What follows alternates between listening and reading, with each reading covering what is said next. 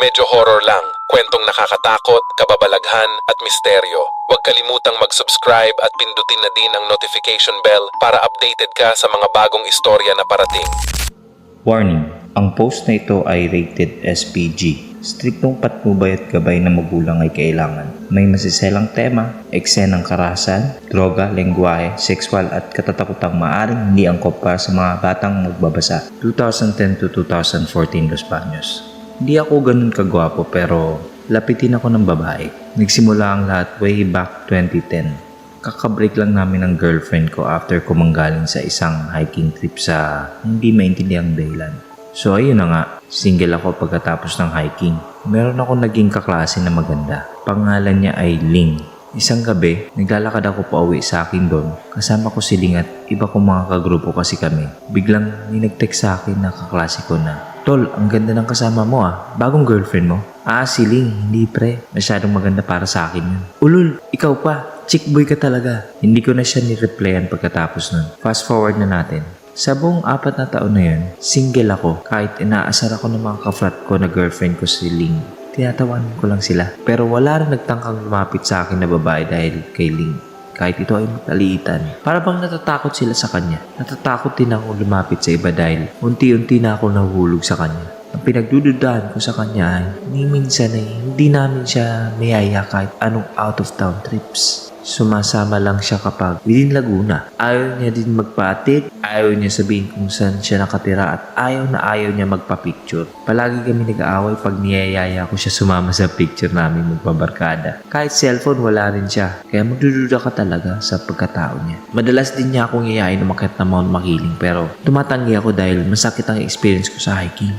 Pero isinangtabi ko ang lahat ng pagdududa ko dahil nahuhulog na ako sa kanya. Sa 4 na taon ay palagi kong kasama si Ling. Minsan na rin may nangyari sa amin. Sabi ko sa sarili ko na bakit sa akin nasama itong babaeng to? Sobrang ganda niya, hindi ko ka-level. 2014 na. Sa isang di inaasahang pangyayari bumagyo nung summer. Bagyong Glenda yata yun. Winasak nito ang dormitoryo na pinagtitirahan ko. Pati ang mga puno sa paligid na tumba. Mga puno sa pinag-hikingan ko nawasak din. Dito nagsimula ako mahirap makatulog. Sinubukan ko na hanapin si Ling pero hindi ko siya magilap. Wala rin siyang cellphone tulad na nabanggit ko kaya pinagdasal ko na lamang siya. Yun na pala ang uli namin pagkikita. Gabi-gabi ay nahihirapan akong matulog. Makakatulog lamang ako pagkatapos ko labasan. Kinakailangan ko magsarili bago makatulog. Isang beses sinubukan kong hindi magsarili. Hindi ako nakatulog. Mga 20 days ko ginawa yan hanggang sa isang gabi ay tumawag sa amin ng tita ko. Doon na ako nagsimulang matakot at kabahan. Sa tuwing tumatawag ang tita ko na yan, natatakot ako dahil nakakakita siya at may mga alaga siyang duwende na nakabantay sa pamilya ko. Natatakot ako dahil baka nalaman niya na nanonood ako ng pornografiya. Pero nagkamali ako. Pinapunta niya kami sa bahay nila para magtanong sa akin, "Nakakatulog ka ba ng maayos?" Hindi ho eh. Medyo kabado na ako. "Wala kang girlfriend, di ba?" "Wala pa naman po." "Tuwing pagising mo ba may wet dreams ka?" Meron po." Sa tingin ko, hindi talaga yan ang gusto niya sabihin. Andun kasi mga magulang ko. "Doon ba sa inakyat niyong bundok may sinulatan ka ng pangalan?" "Ha?"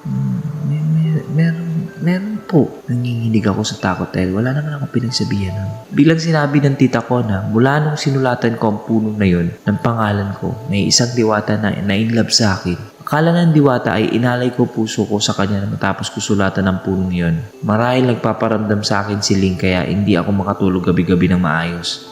At nakikipagtalik sa akin si Ling tuwing nagsasarili ako. Kaya lulubayan lamang niya ako para makatulog pag nakuha na niya ang gusto niya. May mga mabuting diwata, meron ding masama. Malas ko lang daw at masama ang dumikit sa akin. Aakitin ka daw ng diwata at dadalhin sa kagubatan. Pag ikaw ay sumama at napunta sa kagubatan, habang buhay ka na doon. Pagkatapos namin mag-usap ng tita ko ay may ritual na siyang ginawa para sumanib sa kanya ang diwata. Napamura na lang ako nung lahat ng pinagawa namin ay ibinunyag niya sa harap ng pamilya ko. Takot na takot ako marahil ay wala naman akong pinagsasabihan at lahat ng mga pangyayari nun ay mga pangyayaring kasama ko si Ling. Itinaboy na ng tita ko ang diwatang si Ling. Matapos niya may itaboy, nakatulog na din ako na maayos. Dahil sa karanasan na yun, lumuwag ang pakiramdam ko. Medyo naging pika na rin ako sa mga nilapitan kong tao. Sa naging karanasan ko, mas lalo akong natakot at nag-hiking lalo na sinabi ng tita ko ay lapitin ako ng mga engkanto sa gubat. 2016, may girlfriend na ulit ako. Natatakot ako medyo hawig niling.